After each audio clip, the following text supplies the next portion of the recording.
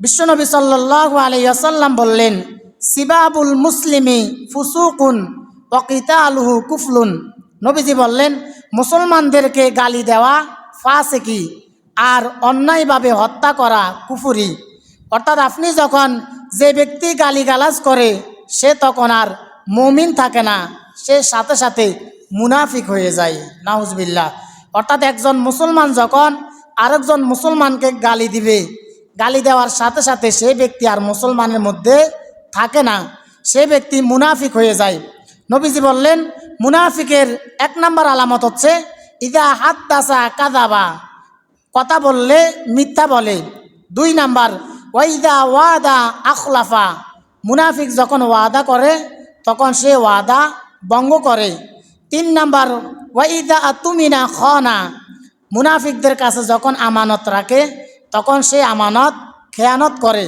4 number হচ্ছে ওয়াইদা খাসামা ফাজারা, আর যখন সে ঝগড়া বিবাদে লিপ্ত হয়, যখন একজন মুমিন আরেকজন মুমিনের সাথে ঝগড়া করে তখন মুনাফিকের স্বভাব হচ্ছে তখন সে অশ্লীলভাবে গালিগালাজ করে। আর মুনাফিকের স্থান হচ্ছে জাহান্নামের নিচে। আল্লাহ তাআলা কোরআনুল কারিমে কাফেরদের নামও সূরা দিয়েছেন এবং মুনাফিকদের নামেও সূরা দিয়েছেন। তবে আল্লাহ তাআলা কাফেরদের ব্যাপারে যেই সূরাটি দিয়েছেন সেই সূরাটি হচ্ছে একেবারে ছোট একটি সূরা।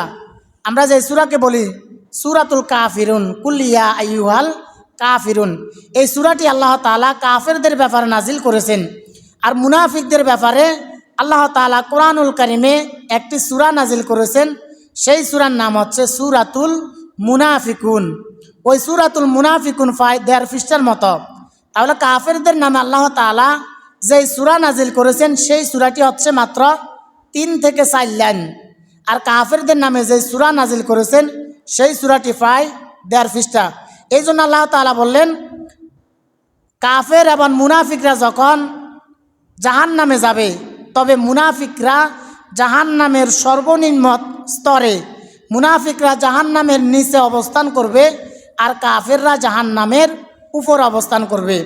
আল্লাহ তাআলা কোরআনুল কারিমে 4 নম্বর সূরা সূরাতুন নিসার 140 নম্বর আয়াতের মধ্যে বললেন, ইন্নাল্লাহা জামিউল মুনাফিকিনা ওয়াল কাফিরিনা ফি জাহান্নামা জামিয়া।